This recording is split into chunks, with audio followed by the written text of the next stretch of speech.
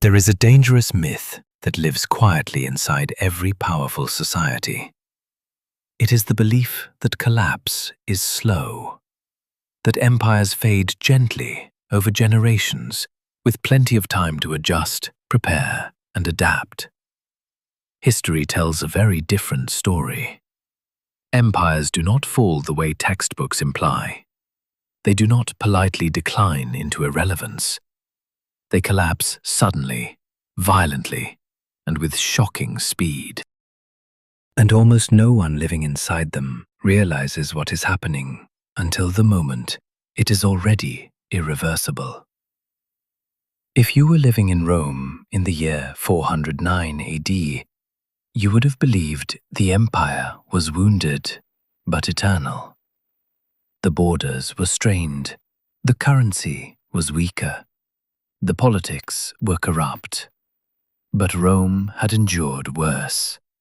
It always had. For 800 years, the city itself had never fallen. Not once. That fact shaped Roman psychology more than any law or army. Rome was not just powerful. Rome was inevitable. And inevitability breeds complacency. 1 year later, Rome burned. In August of 410 AD, foreign soldiers walked through the gates of the Eternal City, not after a heroic last stand, but through betrayal. For 3 days, the center of the known world was looted, temples stripped, homes destroyed, citizens slaughtered or enslaved. The psychological shock was greater than the physical damage, because the unthinkable had happened. Rome was no longer Rome. What most people misunderstand is this. The Roman Empire did not collapse because of that sack. It collapsed because that sack destroyed belief. Once belief died, everything else followed. The same pattern repeated itself again and again. In June of 1940, France possessed one of the largest armies on Earth. Its defenses were considered impregnable. Its military doctrine was admired. Its leaders were confident. Within 6 weeks, the government fled. The army disintegrated. Enemy troops marched through Paris without resistance. The nation that had dominated Europe for centuries ceased to exist as a sovereign power. Not in decades, in weeks. In December of 1991, the Soviet Union controlled half of Europe, possessed the largest nuclear arsenal in human history, and had ruled unchallenged for 70 years. By the end of that same month, it no longer existed. No invasion, no decisive battle. The system simply stopped functioning. 3 empires, 3 collapses. Each one faster than the last. And this should unsettle you, because it reveals a truth that most people never confront. Empires do not run on resources. They run on confidence. Confidence in the currency. Confidence in the military. Confidence in institutions. Confidence that tomorrow will resemble today. And confidence, once broken, does not crack gradually. It shatters. Think of an empire as a massive dam. For years, pressure builds. Debt accumulates. Institutions weaken. Social trust erodes. Experts notice the cracks. Reports are written. Warnings are issued. But the structure still holds. People live their lives beneath it. They see it every day. It has always been there. It will always be there. Until the moment it isn't. When a dam fails, it does not leak politely. it collapses all at once, and everyone downstream has minutes, not years. That is what imperial collapse actually looks like. Not decline, failure. This is not a story about ancient history. It is a pattern, and patterns repeat when conditions align. Before we can understand what is coming, we must understand why collapse accelerates, why powerful systems that appear stable for decades can unravel in months. The answer lies in leverage and belief. Modern empires are highly leveraged systems, financially, militarily, politically. They rely on complex arrangements that only function when trust exists. The moment trust breaks in one pillar, it cascades into the others. When currency is trusted, debt is manageable. When currency is doubted, debt becomes fatal. When military power is believed, alliances hold. When military credibility falters, allies hedge. When institutions are trusted, societies tolerate hardship. When trust collapses, order dissolves. Rome did not fall because it lacked soldiers. It fell because it could no longer pay them. France did not fall because its soldiers were cowards. It fell because its doctrine was outdated and its leadership paralyzed. The Soviet Union did not fall because it lost a war. It fell because its economic system no longer produced belief. Each collapse began long before the final moment. But the final moment arrived suddenly. This is the most psychologically difficult truth to accept. People living inside collapsing empires always believe they have more time. They mistake visible decline for manageable decline. They assume recovery is inevitable because it always has been before. This assumption is fatal. Because collapse is non-linear, it accelerates. Rome spent decades decaying. It fell in days. France spent years preparing. It surrendered in weeks. The Soviet Union stagnated for a generation. It vanished in under 3 years. And each collapse occurred in a world slower than ours. Information traveled slower. Markets moved slower. Societies were less interconnected. Today, everything moves at the speed of light. Capital moves instantly. Narratives shift overnight. Confidence can evaporate in hours. Which raises an uncomfortable question. If collapse happens faster with each iteration, what happens when it reaches a hyper-connected global superpower? To understand that, we must examine what collapse feels like from the inside, not from a historian's distance, but from the perspective of ordinary people. In Rome, citizens woke up to discover their money was worthless. The denarius had been debased so thoroughly that savings meant nothing. Property could not be sold. Social status offered no protection. Aristocrats were ransomed or murdered alongside peasants. The government could not protect anyone. The army was gone. People faced 3 options: flee, submit, or hope. Most hoped. Hope is what people cling to when systems fail. In France, civilians flooded the roads south as the army collapsed. Entire cities emptied. Families abandoned everything they owned. The government disappeared. Orders contradicted reality. No one knew who was in charge. In the Soviet Union, pensions evaporated overnight.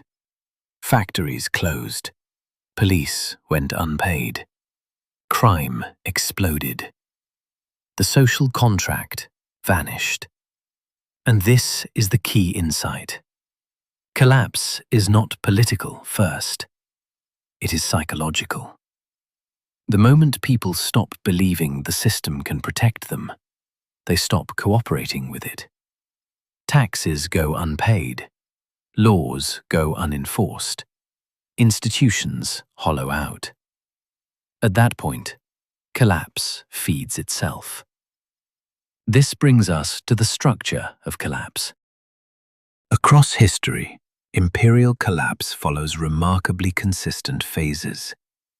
Different cultures, different ideologies, same sequence. First comes denial. Clear signs of decline appear. Debt rises. Institutions weaken. Social cohesion erodes. But leadership insists everything is under control. The media reassures. Experts rationalize. Citizens want to believe it. So they do. Denial is comforting. Second comes the credibility break. This is the moment when the empire fails publicly in a way that cannot be spun. A military defeat, a financial crisis, a political breakdown. Something that exposes weakness. Once credibility breaks, it never fully returns. Third comes the cascade. All the suppressed problems surface at once. Allies distance themselves. Markets panic. The currency weakens rapidly. Social unrest accelerates. The system loses its ability to respond coherently. Fourth comes fragmentation. Regions stop cooperating. Local authorities ignore central power. The empire shrinks in real time. Fifth comes freefall. Economic collapse, lawlessness, scarcity. This is where ordinary people suffer the most. Finally comes reset. A new order emerges, smaller, weaker, different. The old empire never returns. This is not speculation. This is historical pattern recognition.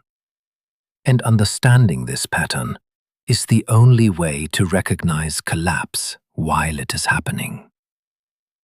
In the next part, we will walk through these phases in detail, using historical evidence to show exactly how fast collapse accelerates once denial ends.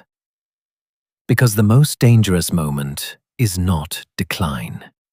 It is the moment people realize decline has become irreversible. The most dangerous phase of collapse is not the final one. It is the moment just before acceleration. The moment when decline has already become structural. But the majority still believes recovery is inevitable. This is where empires lose the most time. And time, in complex systems, is the only resource that cannot be replenished. To understand how collapse accelerates, we must move beyond events and examine mechanisms. Because empires do not fail randomly. They fail in sequences. Predictable, repeatable, ignored every time. The first phase is denial. Denial is not stupidity. It is psychological self-defense. Large societies are emotionally invested in continuity. Their identities, careers, savings, and social status depend on the system remaining intact. So early warnings are reframed as exaggeration. Debt is described as manageable. Institutional failure is blamed on individuals rather than structure. Military setbacks are called temporary. Every collapsing empire produces an elite class skilled in reassurance. They speak calmly. They cite history selectively. They promise reform. They say this moment is different. In late Roman times, officials insisted debasement of the currency was temporary. They argued inflation could be controlled. They blamed merchants for price instability. In reality, the state had destroyed monetary trust to fund a bloated military and bureaucracy. Once money lost credibility, taxation failed. Once taxation failed, the army failed.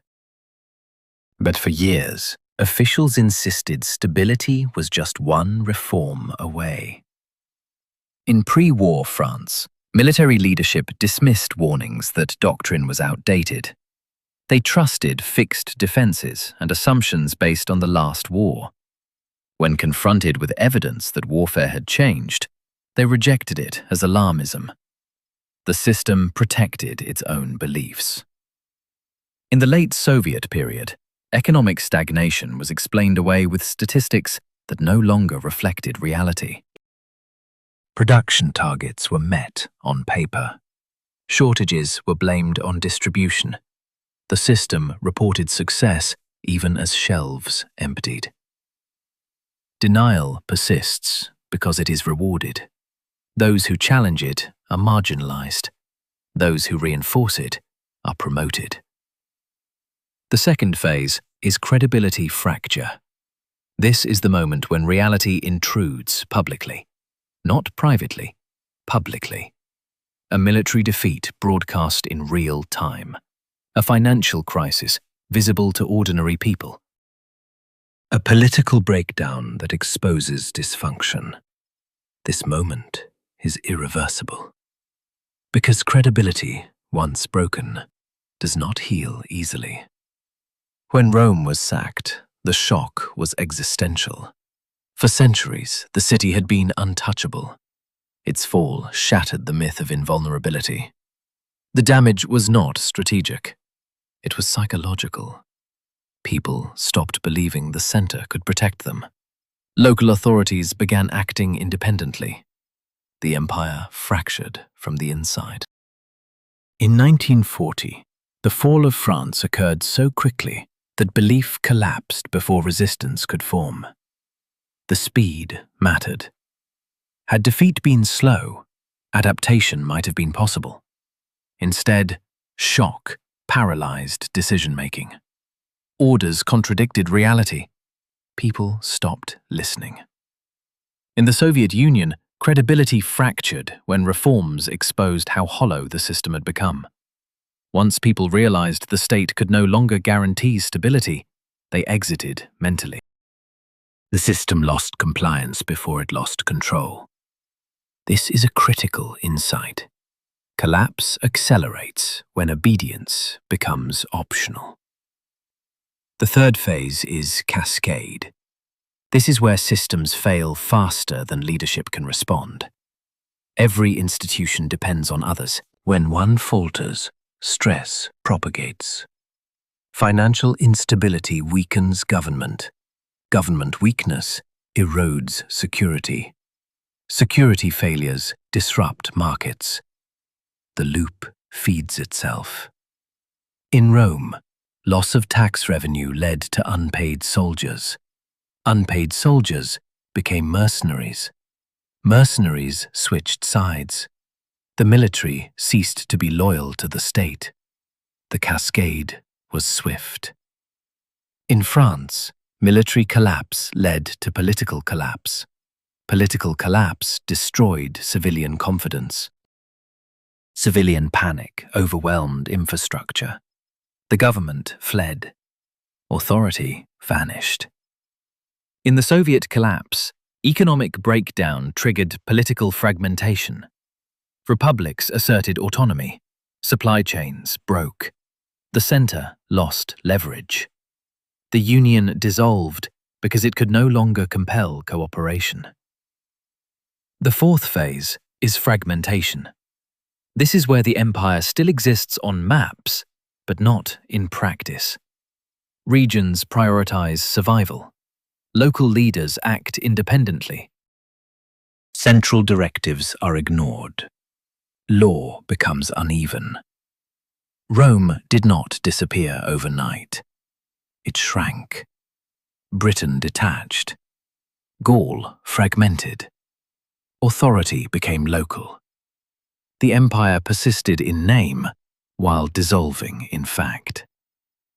This phase is particularly dangerous because it creates false hope.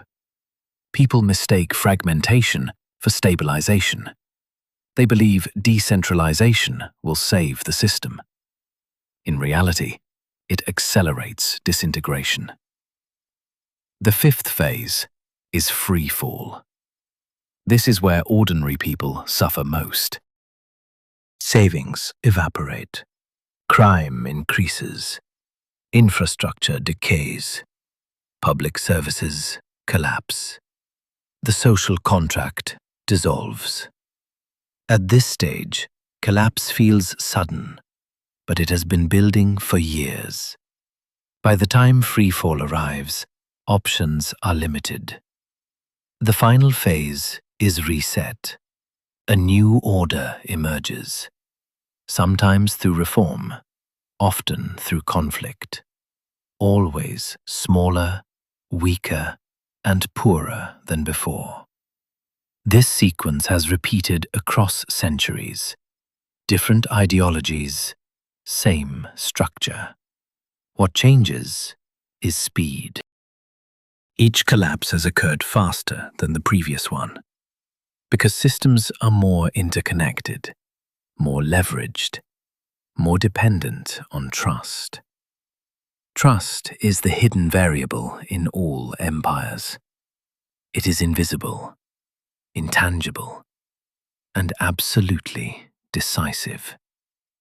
Once trust erodes, power becomes performative. Leaders speak, but compliance fades. Laws exist, but enforcement weakens. Money circulates, but confidence disappears. The crucial mistake most societies make is assuming strength is material. That armies, resources, and technology determine survival. They do not. They amplify survival when belief exists. They accelerate collapse when belief is gone. Rome had soldiers. France had tanks. The Soviet Union had nuclear weapons. None of it mattered once belief collapsed. This brings us to a profoundly uncomfortable realization. Empires rarely fall because they are attacked. They fall because they can no longer coordinate themselves. Coordination requires trust. Trust requires legitimacy.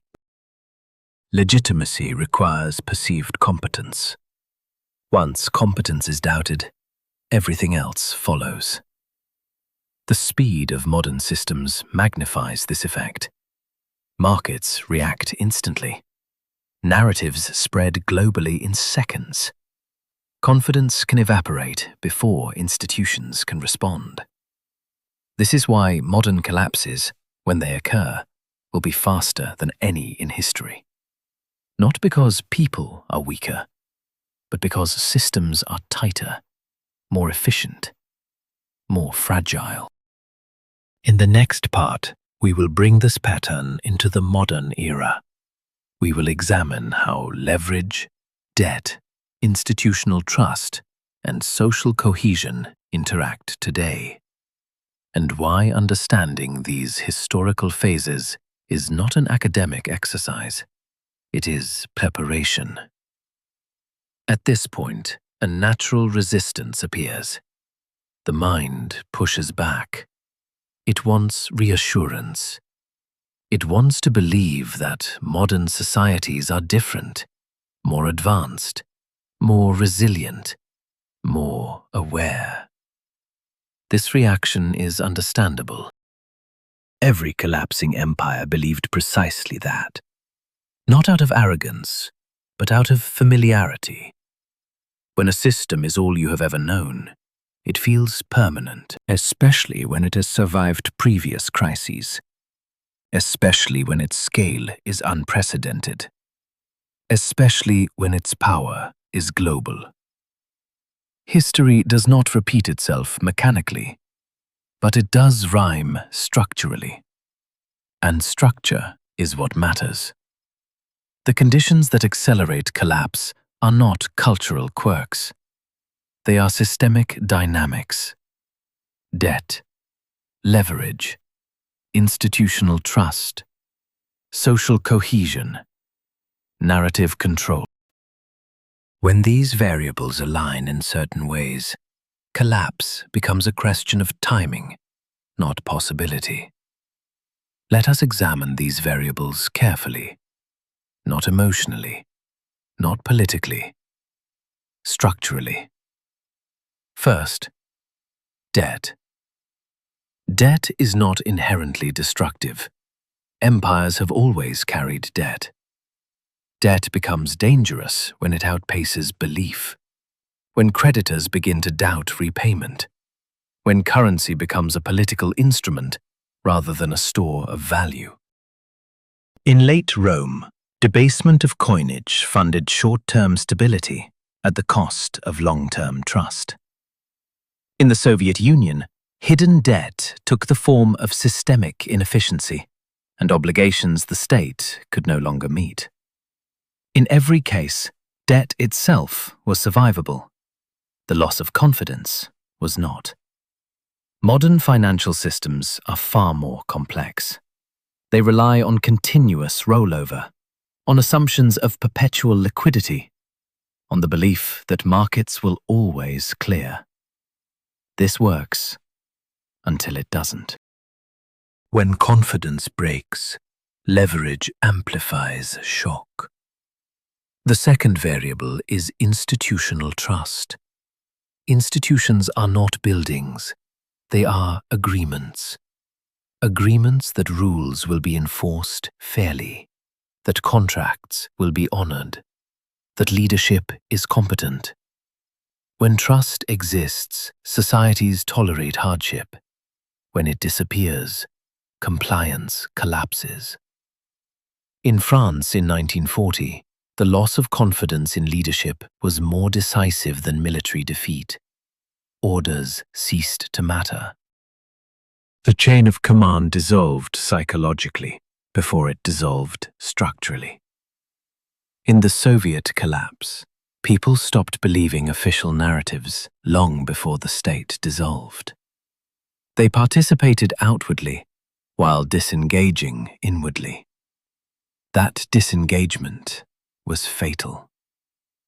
The third variable is social cohesion. Empires fracture when shared identity erodes. When groups no longer perceive themselves as part of the same future. When sacrifices feel one-sided. When rewards feel unjust. This fragmentation does not begin with violence. It begins with narrative, with language, with the subtle redefinition of us and them. Once fragmentation takes hold, coordination becomes impossible. People stop acting for the collective. They act defensively, short-term, locally. This behavior is rational. It is also destructive at scale. The fourth variable is legitimacy. Legitimacy is not popularity. It is perceived right to rule. When legitimacy erodes, power becomes performative. Leaders speak, but fewer listen. Enforcement replaces consent. Coercion replaces trust. This is always a sign of advanced decay. Rome increasingly relied on force to extract taxes. The Soviet state increasingly relied on surveillance to maintain order. Both systems grew stronger on paper and weaker in reality. The fifth variable is narrative control. Every empire tells a story about itself, a story of purpose, of destiny, of moral justification. This story binds people to the system. When reality diverges too sharply from the narrative, belief breaks. Once belief breaks, no amount of messaging can restore it.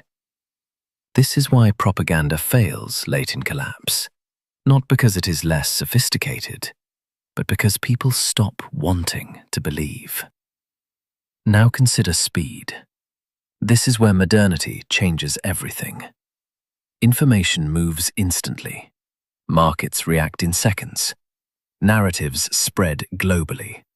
There is no buffer, no delay, no time to stabilize perception. When confidence falters today, it does so publicly and immediately. This creates feedback loops. Market panic becomes social panic.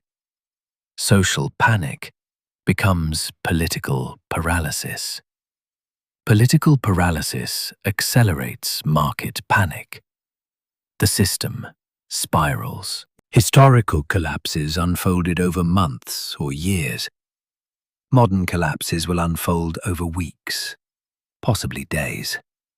Not because modern societies are weaker, but because they are more tightly coupled.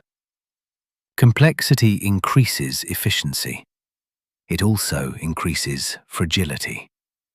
This is not speculation. It is systems theory. Highly optimized systems perform exceptionally well under normal conditions. They fail catastrophically under stress.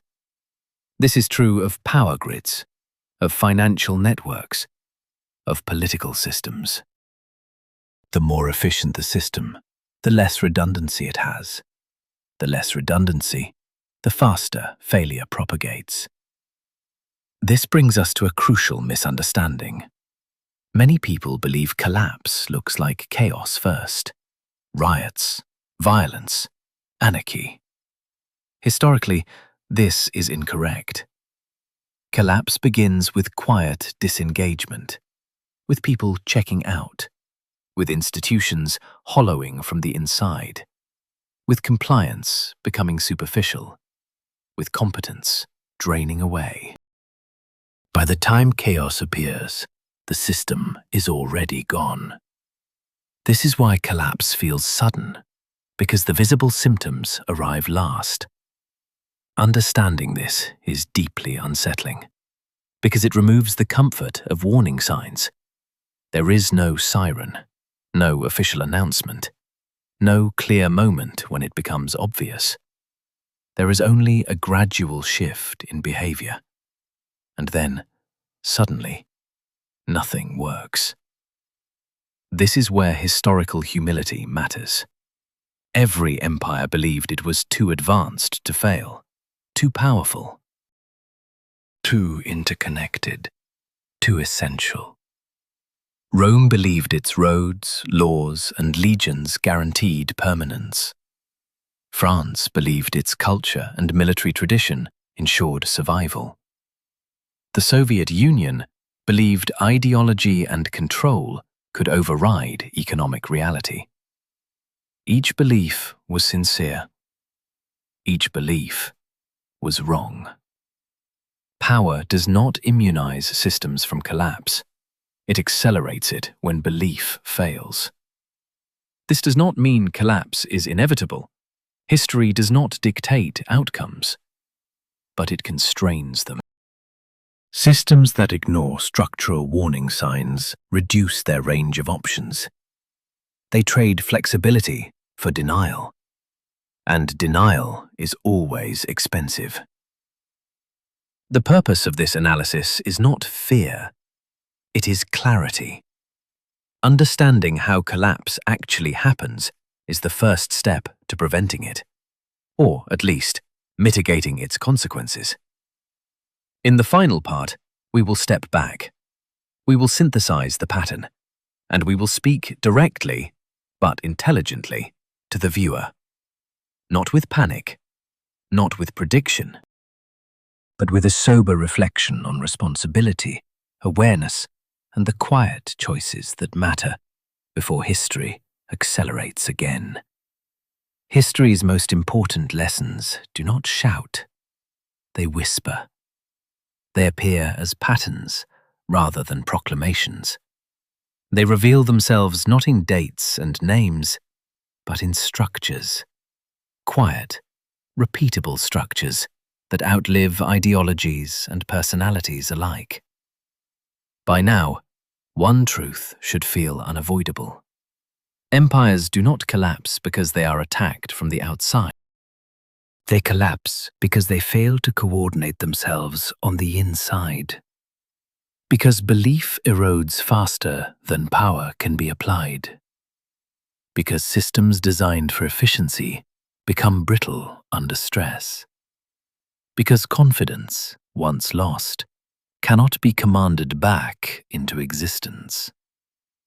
This is the final and most uncomfortable insight. Collapse is not a verdict delivered by history. It is a process enabled by denial. The great tragedy of past empires was not that they lacked intelligence or resources. It was that they misunderstood the nature of their own strength. They believed power resided in armies, borders, currencies, and institutions. In reality, power resided in shared belief. Belief that the currency would hold value tomorrow. Belief that institutions would function when needed. Belief that sacrifices made today would be rewarded in the future. Belief that the system, however flawed, was fundamentally real. Once that belief dissolved, everything else followed. Rome still had walls after belief died. France still had tanks. The Soviet Union still had nuclear weapons. None of it mattered because power without legitimacy is theater, and theater cannot stop collapse. The most dangerous moment in any empire's life is not the moment of crisis. It is the moment just before crisis becomes undeniable. When leaders still speak the language of control, when experts still promise adjustment, when citizens still assume continuity because continuity has always existed before. That assumption is the silent killer of empires, because it trades urgency for comfort. And comfort is always expensive. One of the hardest truths to accept is that collapse does not feel dramatic while it is happening. It feels administrative. It feels confusing. It feels like a series of unrelated failures. A supply chain issue here, a financial anomaly there, an institutional breakdown explained away as temporary. People sense something is wrong, but cannot locate it. So they wait. They adapt individually.